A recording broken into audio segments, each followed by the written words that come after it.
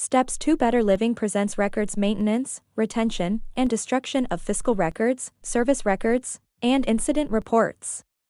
In order to eliminate and/or avoid the innocent destruction of documents, Steps 2 Better Living has adopted and will adhere to the following document retention policy. Steps 2 Better Living will retain records for the period of their immediate or current use, unless longer retention is necessary for historical reference or to comply with contractual or legal requirements. Records and documents outlined in this policy include paper and electronic files.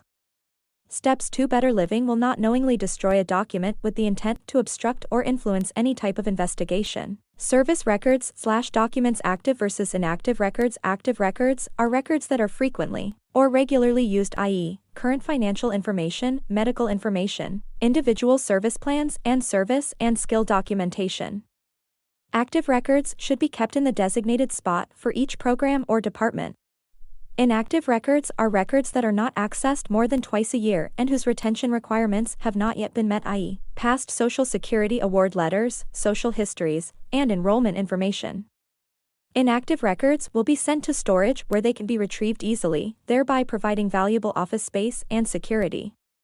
Program supervisors will serve as records officers for their respective programs and lead the records management program by identifying the records that are inactive and in need of filing.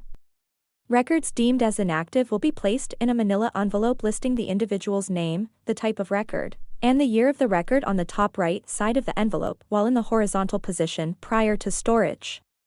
Once this is completed, inactive records to be stored at Steps 2 Better Living primary office. Prior to the destruction of any records, the respective program supervisor will assure that a record destruction authorization form is sent to the person served and/or legal guardian requesting permission to proceed. This letter will specify which records are targeted for destruction. The person or legal guardian may request copies of all, some, or none of the records to be destroyed.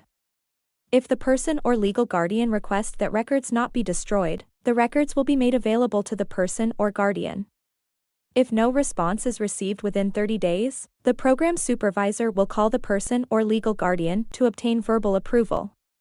If that contact attempt is unsuccessful, Steps 2 Better Living will consider the lack of response de facto permission and destruction of the targeted records will occur.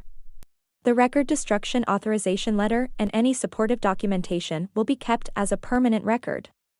Destruction of records. Record/document retention schedule. Fiscal records, including documentation of revenues and expenses, service records, investigations, medication error logs, and incident reports will be retained for a minimum of 6 years from the date that a covered service is provided, or the participant turns 21 years of age, if the participant is under the age of 21, or for a minor, 3 years after the recipient reaches the age of majority under state law. Whichever is longer.